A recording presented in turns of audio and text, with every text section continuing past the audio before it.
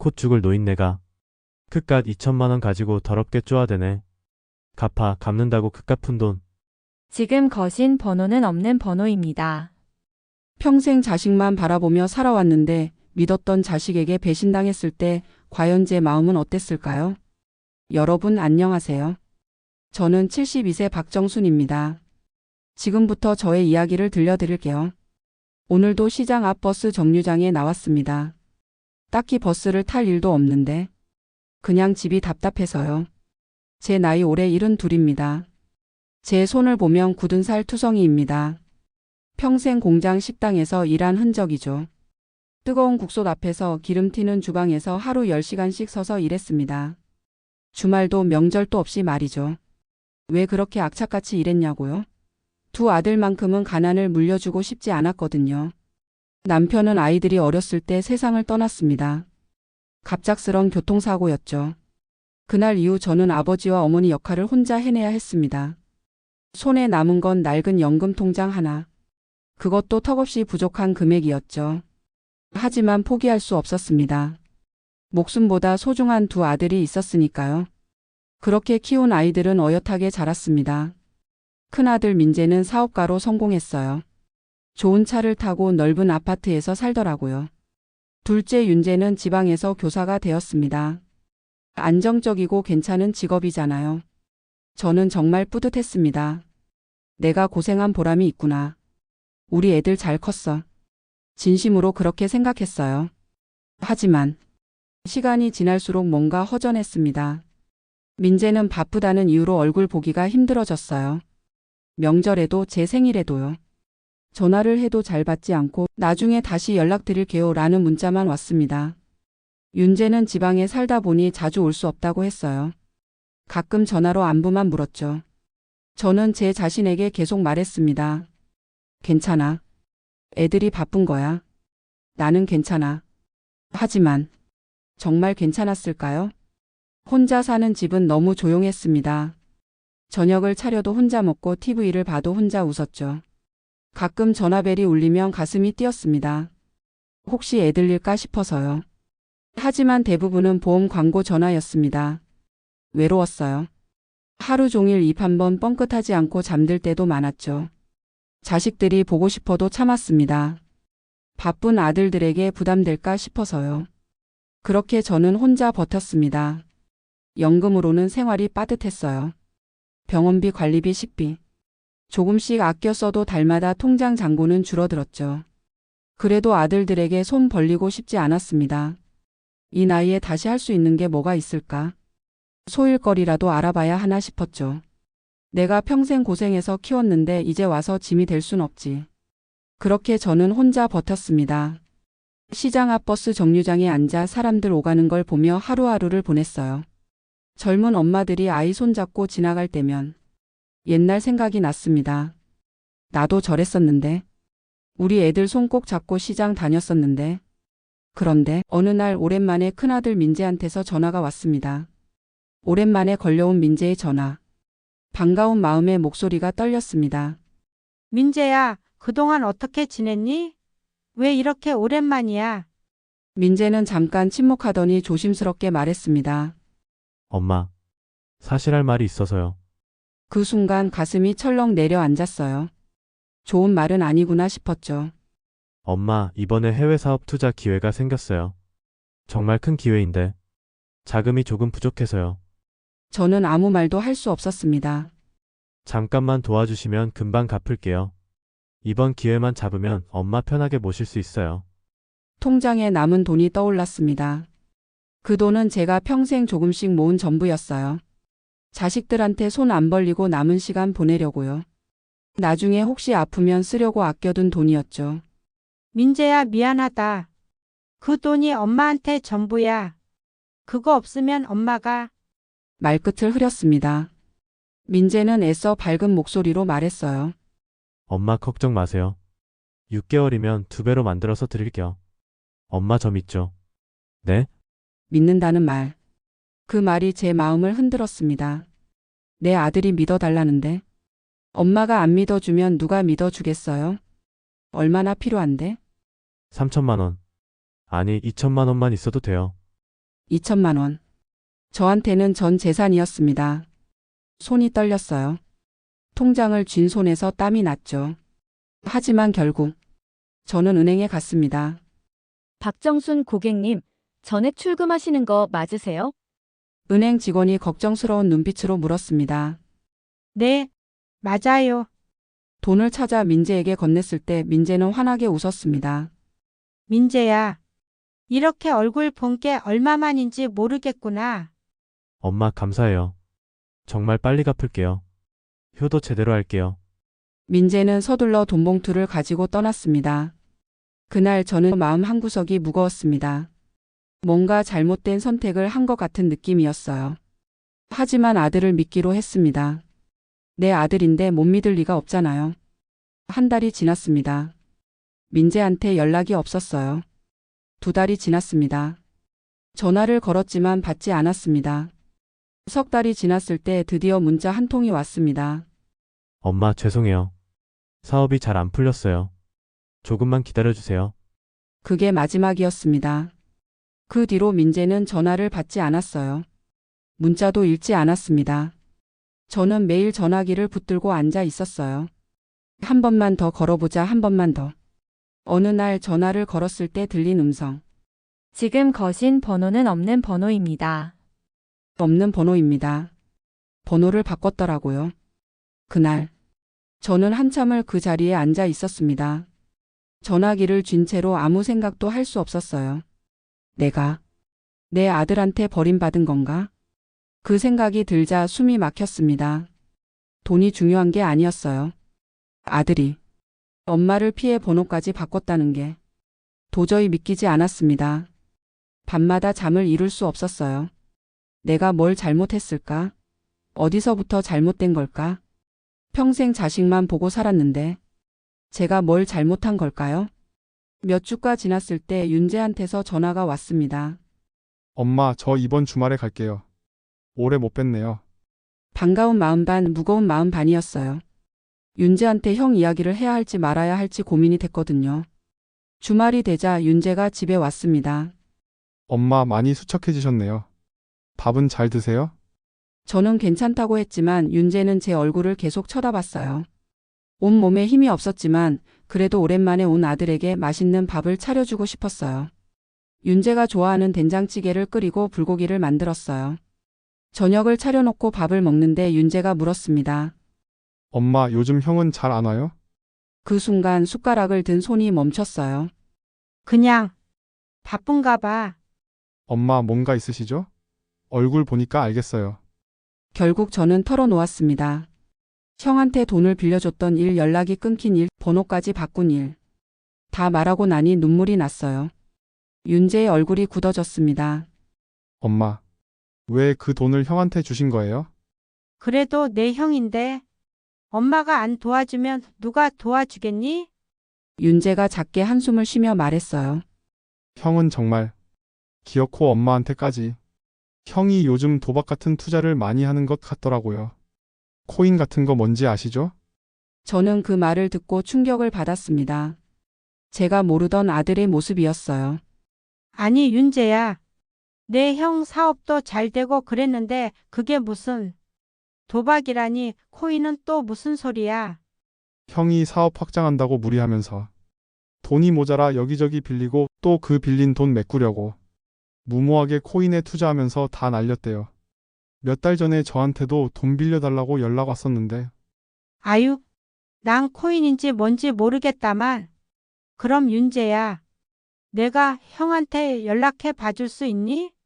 윤재는 고개를 저었습니다. 엄마, 형은 제 말 안 들을 거예요. 일단 전화번호도 바뀌었으니 알아볼게요. 그날 밤 윤재는 형한테 전화를 걸었습니다. 하지만 역시나 받지 않았어요. 문자를 보냈습니다. 형, 엄마 돈 언제 갚을 거야? 엄마가 얼마나 힘들어 하시는데. 답장은 없었습니다. 며칠 뒤 윤재는 제가 걱정된다며 다시 집에 왔습니다. 그리고 형한테 전화를 했습니다. 이번엔 받더라고요. 저는 옆에서 귀를 기울였어요. 작은 소리로 윤재에게 말했습니다. 밥은 잘 먹고 다닌다니? 윤재는 저를 안쓰러운 눈빛으로 보며 형과 통화했어요. 형, 엄마 돈 조금씩이라도 갚아. 엄마 그 돈 없으면 생활하시기도 힘드신데. 전화 너머로 민재의 목소리가 들렸습니다.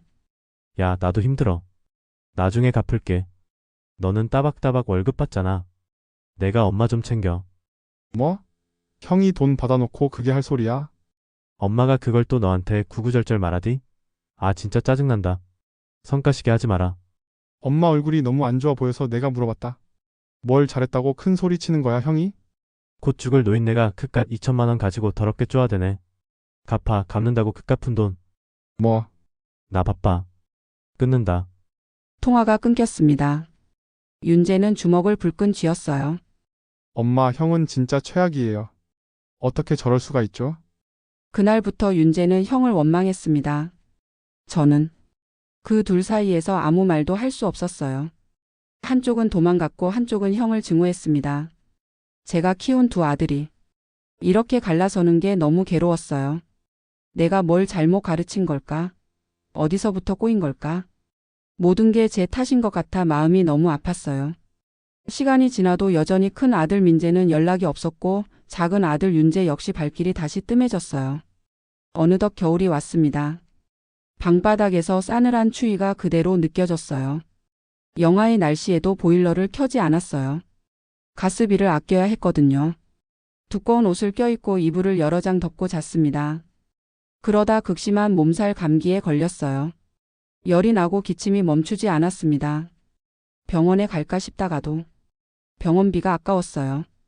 약국에서 감기약 사올 힘조차 없었지만 아무도 저를 도와줄 사람은 없었죠. 그날 밤 혼자 누워서 생각했습니다. 이제 나는 누구를 위해 살고 있는 걸까? 무얼 위해 사는 걸까? 내 삶이 초라하게 느껴졌어요. 아들들은 저를 멀리 떠났고 더 이상 저를 필요로 하지 않는 것 같았어요. 저는 혼자였어요. 오래전 떠나버린 남편의 얼굴이 떠올랐습니다. 왜 이렇게 일찍 가버렸어요? 나 정말 힘들어요. 외롭다고요, 여보. 눈물이 났습니다. 남편도 자식도 모두 떠나버리고 혼자 남은 이 아픔. 사무치도록 가슴이 아렸습니다. 이렇게 외롭고 추운 겨울을 혼자 견뎌야 했습니다. 창밖으로 눈이 내렸습니다. 하얗게 쌓이는 눈을 보면서 저는 생각했어요. 내 인생도 저렇게 하얗게 아무것도 남지 않은 걸까? 봄이 왔습니다. 창밖의 나무는 연두빛으로 물들고 꽃망울이 터지는 소리가 들리는 듯 했어요. 하지만 제 마음은 여전히 얼어붙은 겨울에 갇혀 있었습니다. 어느 날 동네 복지관에서 전화가 왔습니다. 박정순 어르신 맞으시죠? 노인 복지주택 입주 신청 당첨되셨어요. 잠시 말문이 막혔습니다. 알고 보니 몇 달 전 윤재가 제게 말도 없이 해둔 신청이었어요. 엄마 혼자 계시는 것보다 그게 나아요. 따뜻한 곳에서 지내세요. 처음엔 화도 났습니다. 평생을 살아온 집, 남편과 함께 웃고 울던 추억이 있는 그 공간을 떠나라니. 하지만 밤이 깊어질수록 이 집에 홀로 있는 시간이 길어질수록 기억은 짐이 되고 침묵은 벼락보다 무섭다는 걸 깨달았습니다. 결국 저는 이사를 결심했습니다. 짐을 정리하다가 낡은 상자 하나를 열었습니다. 가족 사진. 두 아들이 제 양옆에서 까르르 웃던 그 시절. 그때는 참 따뜻했는데. 사진을 가슴에 안고 한참을 울었습니다. 그 행복이 다시 돌아오지 않을지라도 결국 내가 발을 딛고 걸어가야 하는 건 지금이라는 생각이 들었습니다. 복지주택에 들어간 첫날 저는 세상과 단절된 외로운 늙은이처럼 느껴졌습니다. 그러나 바로 옆집의 명희 할머니가 먼저 손을 내밀었습니다. 참배기 오세요. 어머, 우리 이웃이네. 심심하면 언제든 놀러 와요. 그 말 한마디가 차갑던 하루의 난로처럼 불을 붙였죠. 며칠 뒤 저는 미술 동호회에 끌려가듯 들어가게 됐습니다. 붓을 쥐는 손이 떨렸습니다. 평생 살면서 제 마음을 위한 무언가를 해본 적이 거의 없었으니까요. 하지만 물감을 캔버스에 스치는 순간 잠시나마 모든 생각이 멈췄습니다. 민재도, 상실도, 죄책감도, 겨울 같은 외로움도 그 짧은 순간만큼은 서서히 녹아내렸습니다. 정순 씨, 생각보다 잘하시네. 이거 재능 있어요. 명희 할머니의 농담 섞인 칭찬에 저는 오랜만에 소리내어 웃었습니다. 그날 이후 저는 매주 그림을 그렸습니다. 마당에 핀 꽃도 그려보고 제 얼굴을 보며 초상화도 그렸답니다. 거울에 비친 제 모습은 낯설 정도로 밝아져 있었어요. 그때 깨달았습니다. 나는 평생 엄마로만 살았구나. 한 번도 나로 살아본 적이 없었구나. 이제는 제게 말해줍니다. 정순아, 이제 너도 행복해져도 돼. 이제 정말 나만의 인생을 살아보자. 그날 밤 저는 몇 년 만에 깊고 따뜻한 잠을 잤습니다. 자식의 그림자에서 벗어난 인생. 남은 세월은 비로소 나를 위한 시간입니다. 겨울은 끝났습니다. 드디어 제 마음에도 봄이 오고 있습니다. 제가 이렇게 하루하루 나 자신과 행복을 찾아가고 있을 때 민재는 어디서 무얼 하고 있었을까요? 민재는 사업이 무너지고 경제적으로 힘들어지자 가족에게 보여주던 성공한 아들이라는 가면이 벗겨지는 것이 두려웠고 그 두려움 때문에 연락을 끊고 도망치는 쪽을 선택했던 것입니다.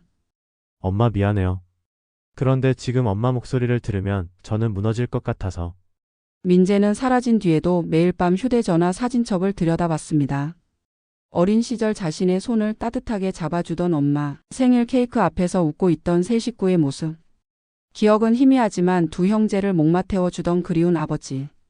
그런 아버지의 빈자리를 채우려 쉼없이 자식들만 보고 살아온 나이. 엄마. 엄마 정말 미안해요. 사랑해요. 하지만 민재는 끝내 저에게 전화를 걸지 못했습니다. 차라리 잊히는 게 낫지 않을까? 민재는 후회했지만 용기가 없어 도망치는 아들로 남아 있었습니다. 그러던 어느 날 윤재의 마지막 문자를 보고 마음이 무너졌습니다. 형 엄마가 계속 기다려. 그 시간이 형한테는 가벼울지 몰라도 엄마한테는 하루하루 무너지는 기다림일 거야. 그제야 민재는 처음으로 깨달았습니다. 자신이 돈이 아니라 사람을 잃고 있었다는 사실을. 윤재는 시간이 지나면서 제 곁을 지켜주는 아들이 되어갔습니다. 주말마다 복지주택을 방문하고 병원 진료에 동행하며 명희 할머니와 함께 어울리며 엄마의 제2의 삶에 동참했습니다. 윤재는 제게 말했습니다. 엄마가 이렇게 편안한 웃음을 짓는 모습 처음인 것 같아요. 그런가요? 저 이제 편안해 보이나요? 네, 편하고 좋았습니다. 정말로요. 저는 이곳에 와서 나 박정순을 찾아가고 있었고 단단해지고 있었습니다. 하지만 마음속 한구석에 걱정이 남아 있었지요. 저를 이렇게 생각해주고 챙겨주는 아들 윤재 장가갈 때 몇백만 원조차 보태줄 수도 없는 텅 빈 통장 말입니다. 윤재는 걱정 말라며 이만큼 잘 키워준 것도 고맙다 하지만 어디 어미 마음이 그런가요? 그러던 어느 날 복지주택 행정실에서 전화가 왔습니다. 박정순 어르신 방문 좀 가능하실까요? 중요 서류가 도착했습니다. 웬 서류냐고 물었더니 자세한 설명은 직접 오시란 겁니다. 불안한 마음에 행정실로 찾아갔습니다. 직원은 두꺼운 봉투 하나를 제 앞에 내밀었습니다. 상속 관련 서류입니다. 고 최성호님 배우자 맞으시죠? 그 이름을 듣는 순간 숨이 턱 막혔습니다. 제 남편 이름이었습니다. 상속이라고요? 저희 남편은 가진 것도 없이 떠났는데 무슨 상속이 있다는 거죠? 직원은 차분히 말했습니다. 박성호님 명의의 부동산이 과거 시댁 쪽 가문의 공동재산으로 묶여있던 것이 있습니다. 몇십 년 동안 소송이 걸려 있었는데 최근에 최종 판결이 났습니다. 남은 가족에게 분배가 되는 사안입니다. 저는 한동안 말을 잇지 못했습니다. 직원은 마지막 설명을 덧붙였습니다. 그리고 이와 별개로 남편분 명의의 개인 계좌가 하나 더 있습니다. 예금주가 남기신 메모가 있어요. 직접 읽어보시는 게 좋을 것 같습니다. 봉투 속에는 오래된 종이 한 장이 들어 있었습니다. 정순아. 혹시라도 내가 먼저 가게 되면 이 돈은 내가 꼭 쓰길 바란다. 아이들 뒷바라지 하느라 내 인생을 다 버린 너에게 나는 끝까지 아무것도 해주지 못했구나. 미안하다. 그리고 사랑한다. 그 순간 눈물이 왈칵 쏟아졌습니다. 남편은 떠나기 전 이미 제가 혼자 걸어가야 할 시간을 걱정하고 있었던 겁니다. 남편이 남긴 돈 3천만 원. 그리고 시댁 소송에서 들어온 상속금 12억. 도망간 아들이 가져간 돈 따위와는 비교할 수 없는 거대한 금액이 제게 주어졌습니다. 하지만 이상하게도 저는 그 돈이 기쁘지 않았습니다. 이 돈이 있었다는 걸 알았다면 나는 아이들을 그렇게 악착같이 키우지 않았을까?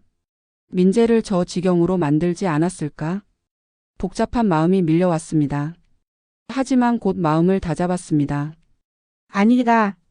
그건 남편이 주는 마지막 위로이자 내 인생을 다시 살라는 기회일 거야. 그 순간 저는 깨달았습니다. 여보 고마워요. 작은 걱정도 없이 편하게 여생 살아갈 수 있겠어요. 이제 전쟁 같던 시간들이 다 지나갔습니다. 제 아들놈 민재는 여전히 감감무소식이냐고요? 시간이 많이 흐른 뒤 민재는 저에게 조심스럽게 편지 한 통을 보냈습니다. 엄마 미안해요. 저는 아직 당신을 볼 얼굴이 없지만 언젠가 용서받을 수 있다면 그땐 사람으로서의 아들로 다시 서고 싶습니다. 저는 그 편지를 읽으며 조용히 눈물을 흘렸습니다. 민재가 돌아온 것은 아니었지만 더 이상 도망치지 않은 첫 순간이었습니다. 윤재는 그 편지를 보고 말했습니다. 엄마, 형이 완전히 돌아오진 않았지만 그래도 이제 시작 아닐까요? 저는 고개를 끄덕이며 말했습니다. 그래 인생이란 게 다 완벽할 순 없지. 인생은 완벽하게 회복되지 않아도 괜찮습니다. 남은 것들로 다시 시작할 수 있으니까요. 인생이란 그런 게 아닐까요? 가족이란 그런 게 아닐까요? 여러분의 가족은 어떤 삶을 살고 있나요? 댓글을 통해 많은 이야기 남겨주세요. 긴 이야기 들어주셔서 감사합니다. 여러분의 구독과 좋아요, 댓글은 큰 힘이 됩니다. 오늘도 행복한 하루 보내세요.